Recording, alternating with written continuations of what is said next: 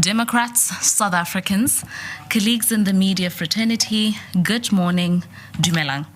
My name is Karabo Khakhau, DA National Spokesperson, and I today will be chairing this session. The Democratic Alliance has called today's session following unprecedented events of last week, which the tabling of the budget in Parliament was postponed for the first time in history. And the DA is today here to outline what a budget geared towards growth, creating economic growth and creating jobs should look like. And see, colleagues, the Democratic Alliance entered the government of national unity with a determined focus on job creation and growing our economy. And we have held firm to our commitment that a budget that stimulates growth and job is the only pathway to success for all South Africans.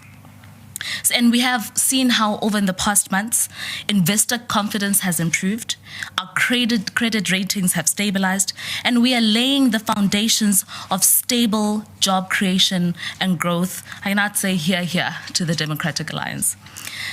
However, rising debt and tax increases stand in the way of us achieving this goal. And this is why we have and continue to fight hard to reject the ridiculous 2% VAT hike proposed by the ANC. See, this hike is not only ridiculous, but it is anti-poor, it is anti the middle class, and it is anti-economic growth. And Democratic Alliance certainly not under our watch.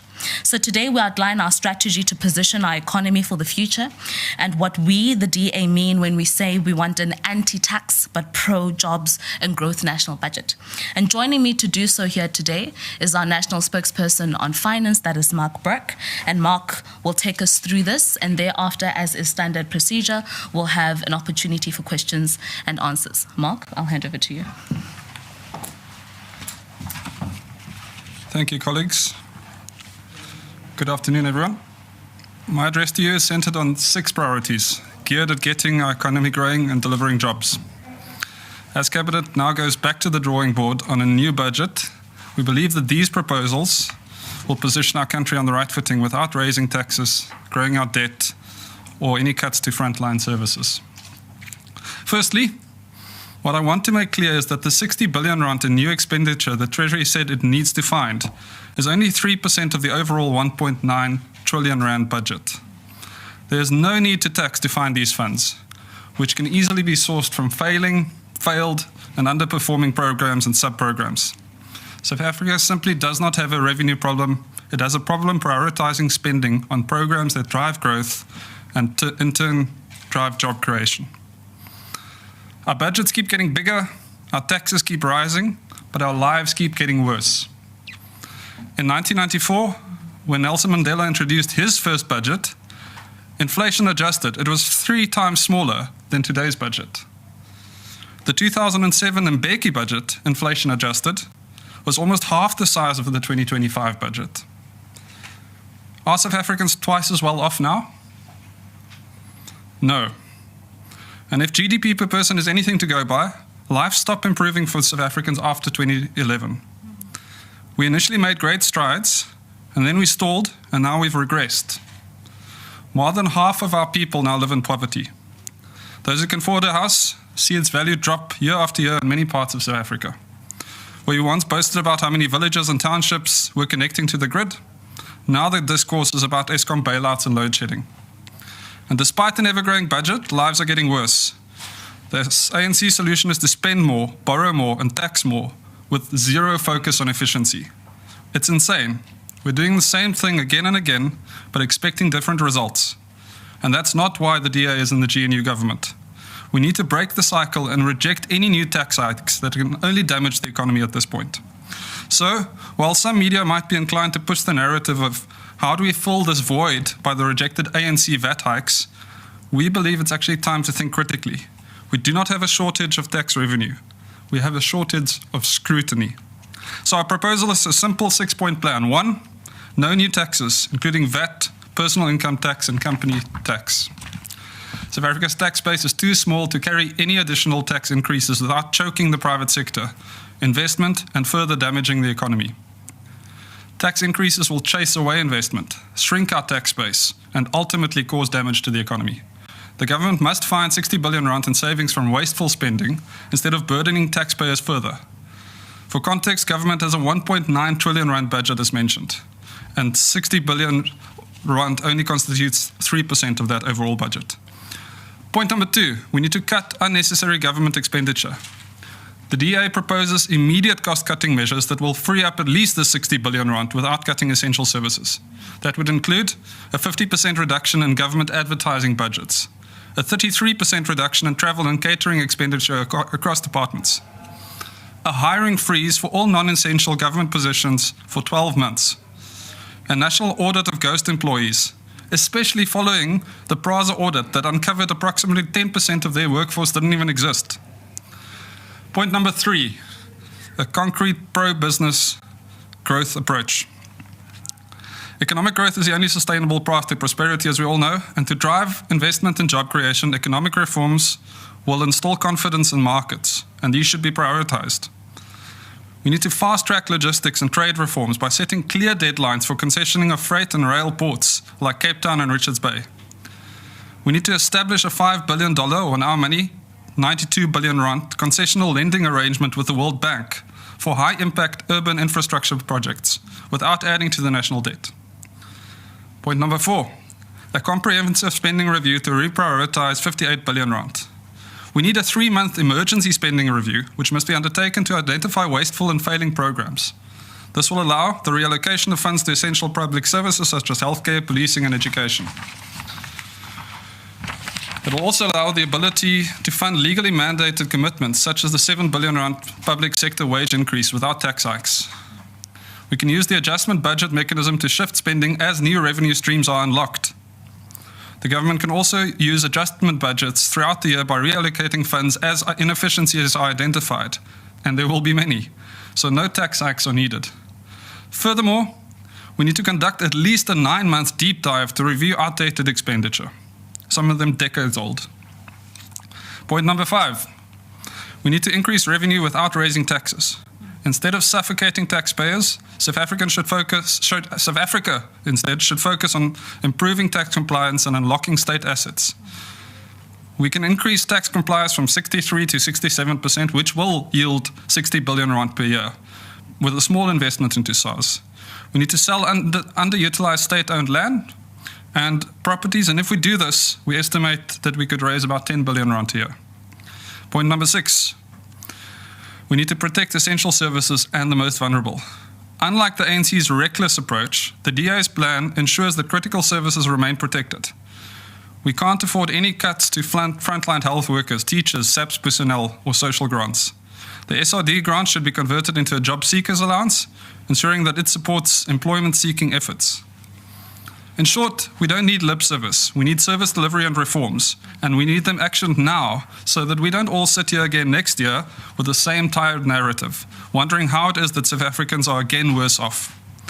We now stand at a crossroads as South Africans. We can either choose reckless tax hikes and unsustainable borrowing, or we can commit to real fiscal reform, economic growth, and efficient governance.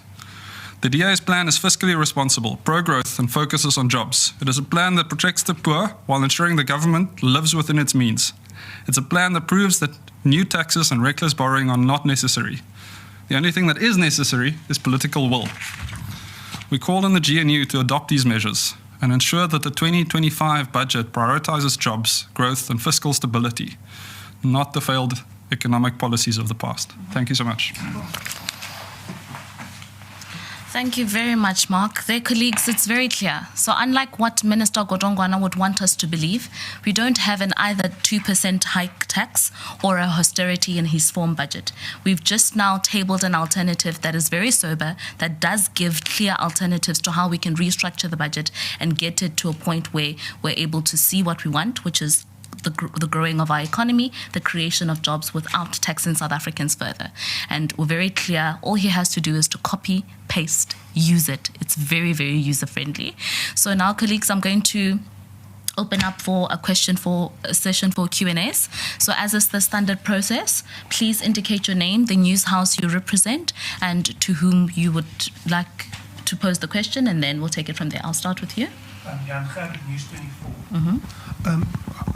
Jan Gerber, News 24. Yeah. My first question is this the proposals that the DA ministers are taking to cabinet when they are discuss or debating the budget? And secondly, you made mention of a World Bank loan. How is that not adding to the national debt? Thank you. Okay, thank you. So there are two questions. Okay. And then the second question? Well, third, but... Hi, thanks. Babailo Ndenze from EWN. Just following up on Jan's question on the special cabinet was yesterday. Was this proposal perhaps, presented yesterday? Because I think the special cabinet was to discuss specifically the budget. Okay, I'll take one last question and then I'll resume for another round if that's necessary. And just trying to find, I've Mdila from ENC, just trying to find out the dynamics of the GNU itself, because I understand the Deputy Minister of Finance is from the DA. Sure.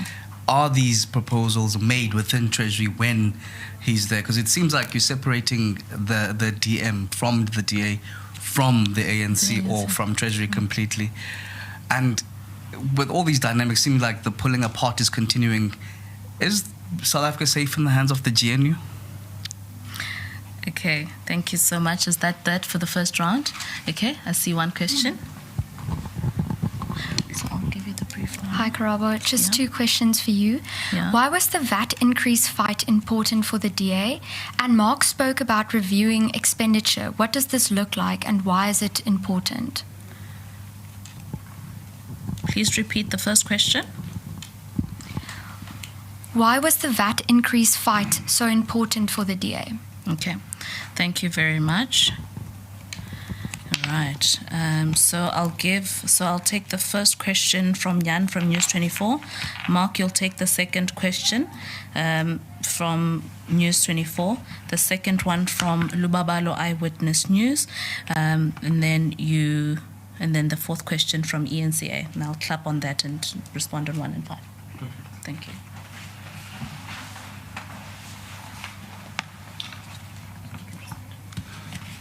So, as I understand your question, it is how the World Bank concessional lending arrangements doesn't constitute national debt. Look, we have to look at what other countries are doing with the World Bank. China is every year maxing out every facility at its disposal from the World Bank for infrastructure investment. And we're barely scratching the surface. Some of these concessional arrangements don't go onto our balance sheet.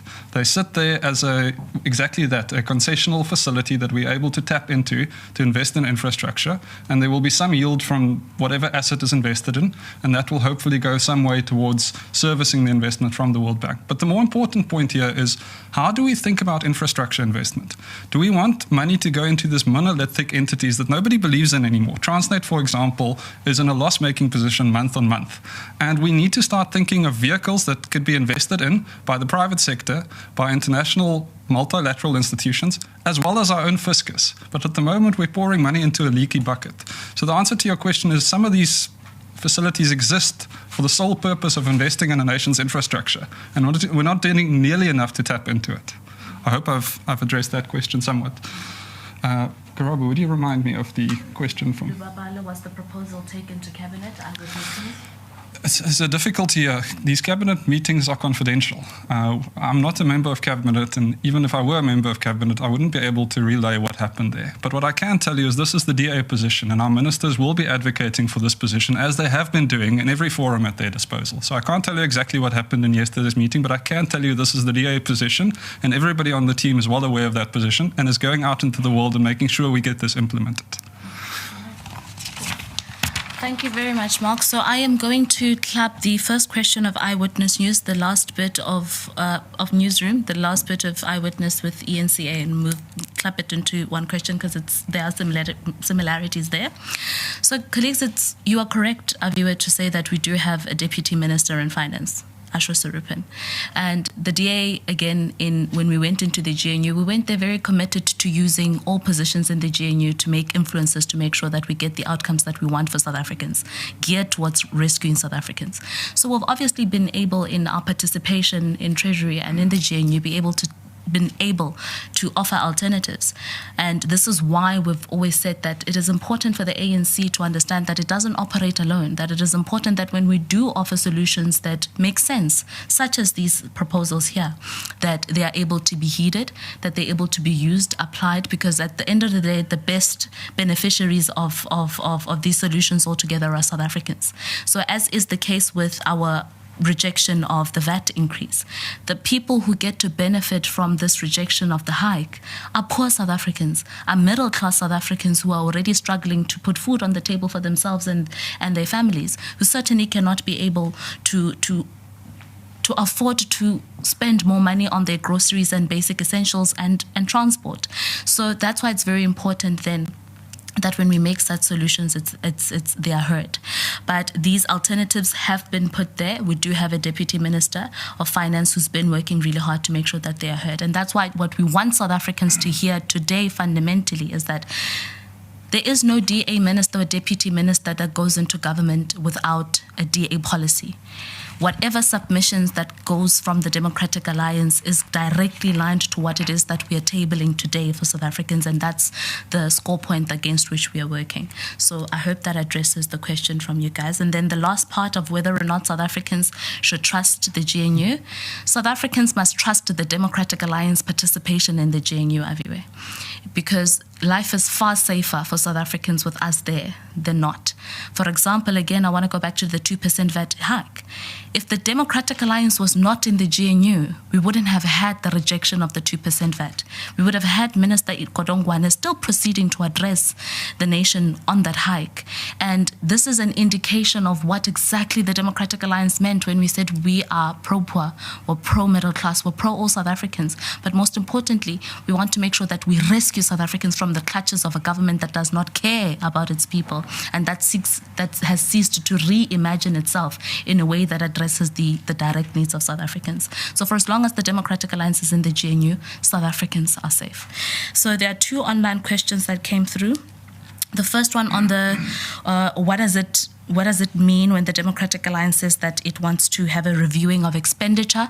The answer there is very simple. You need to dump the debt of what it is that is not an essential expenditure within government and replace it with savings on those debt, but also reprioritize those funds to things that work. So the outline that we have there, the 6-pronged solutions that Mark was able to give us here, show directly where we're able to save funds and be able to redirect the savings of those money towards what we want. An economy that is growing, a budget that is pro the growth of jobs within the country so that we can alleviate poverty, so that we can have dignity for all South Africans. That's what we mean here. And then the last part, it's linked again to part of my response on why the VAT increase fight for the Democratic Alliance was important. The fight was important because if nobody else was going to be the voice or the vanguard for the poor and middle class in South Africans, and it was important for us as the Democratic Alliance to make it clear to everyone out there, particularly the ANC and the GNU, that we will not sit back and watch any government of the day take decisions that are not in the best interest of South Africans, that disadvantage the poor, that disadvantage the middle class, that plunge South Africans into deeper economic crises where people have to dig deeper into their pockets on money that they already do not have. And that's a fight that we are proud to champion on behalf of all South Africans, and will continue to do everything in our power to make sure that these solutions that we tabled here today, as far as the budget alternative is concerned, are implemented in the best interest of South Africans. That's it, colleagues. Are there any other questions for the floor? I see there's only one, and then two, and then I'll close it after that. Sir? Hi. Paul Vecchiato from Bloomberg. Focusing government expenditure, and particularly on the public sector wage bill. First of all, a wage increase was announced, I think, the day before budget. First of all, your comments on that, and was that discussed among the GNU partners? Secondly, the plan or the idea has been mooted that the public service will be cut by about 200,000 jobs. What are your thoughts on that? And if you support it, and what kind of levels of public servants would you think should actually accept that? Thank you. Okay, thank you. Viva, the last question. Thank you. Just following up on around the deputy minister, are you suggesting then that his voice is not heard within Treasury, given how now you seem to suggest it's an ANC stance and how the VAT is an ANC policy? I just want to understand the involvement of the deputy minister. Was he heard? Was his consideration taken there as part of the GNU? And also just the assumption that it's the DA that drove the pushback against the VAT, when the cabinet ministers are telling us that it was many other political parties, even the ANC, that fought away the VAT increase. Okay, all right. So you'll take Bloomberg, and then I'll take ENCA. Sure. Cool. Yeah. Thanks, Paul. It's good to see you.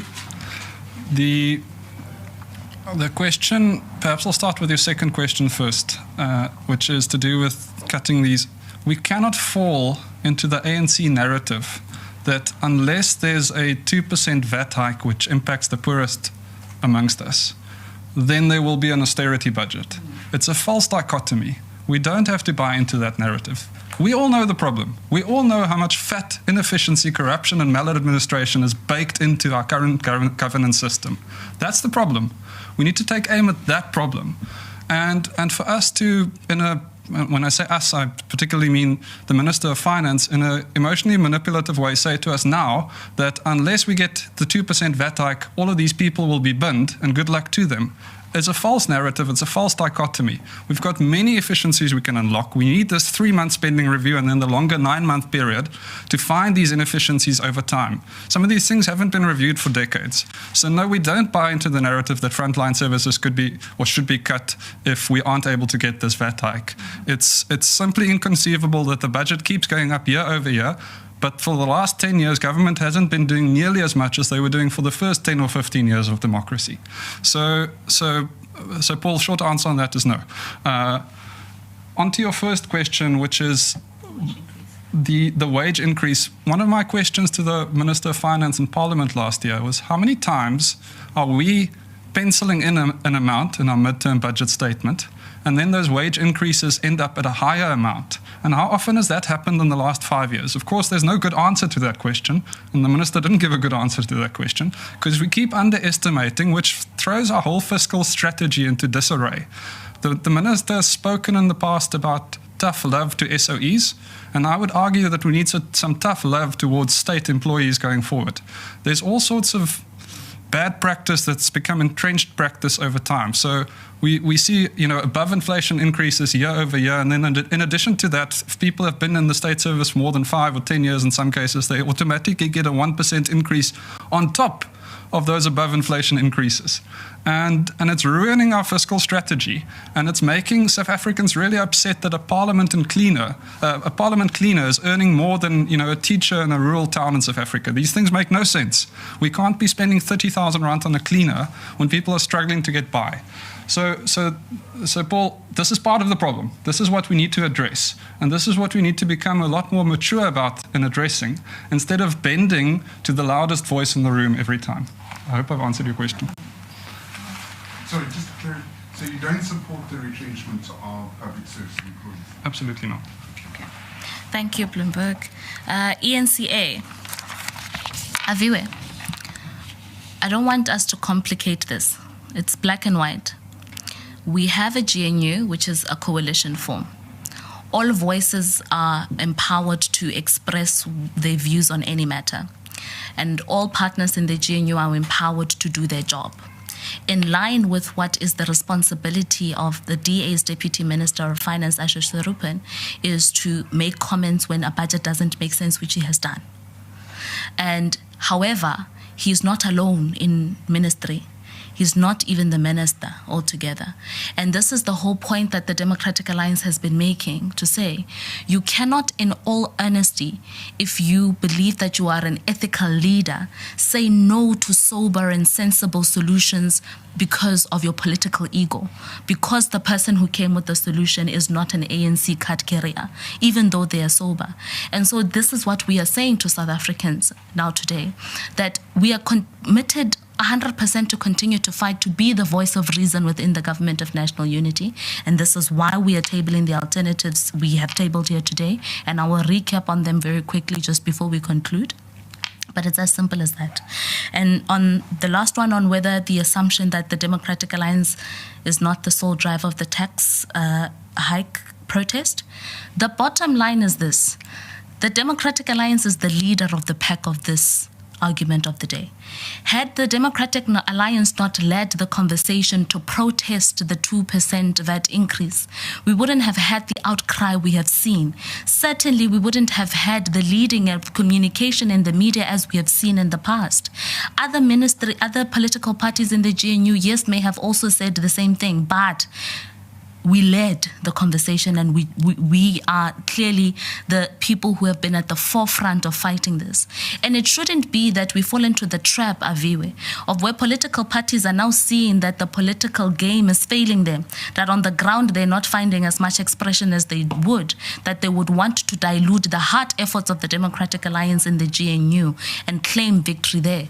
The bottom line here is that the Democratic Alliance is pro-poor. We are pro the middle class. We are anti the 2% VAT increase. We are anti any taxes altogether. And so this is a fight that we're taking upon ourselves, that we will continue to fight. And this is the alternative that we're giving to Minister Godongwana. Again, I want to say boldly, Minister, here's a document. It's very comprehensive. The Deputy Minister of Finance also has it, Ashru Surupen. Take it, copy, paste it. South Africa will be a better day tomorrow should you do so, and that's what we want. Just a quick recap here, in case you didn't hear us, Minister, what the solution here is. So we have a 6-pronged solution here. The solution number 1 is that we want to make sure that we do not have new taxes. This includes VAT, income tax, and company income tax. The second one, you must cut unnecessary government expenditure. There's very much money to be saved there, to be reprioritized for the needs of South Africans. Number 3, we must have concrete pro-business growth measures built into the budget and all government priorities. Number 4, you must have a comprehensive spending review to reprioritize 58 billion rands. This is a lot of money. Altogether, we don't need a 2% VAT increase. We don't need taxes to get this money saved.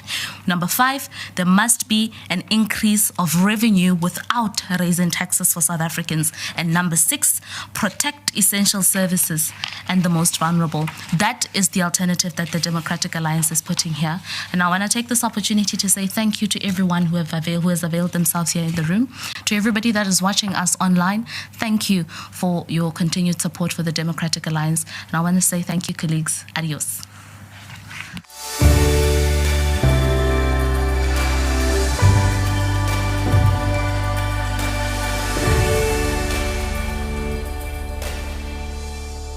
Thanks for watching. All across our beautiful country, people are joining forces to elect the new government that can rescue South Africa. Like and follow us on Facebook, TikTok, Instagram, Twitter, and YouTube. Please share our videos with friends and family. Let's rescue South Africa.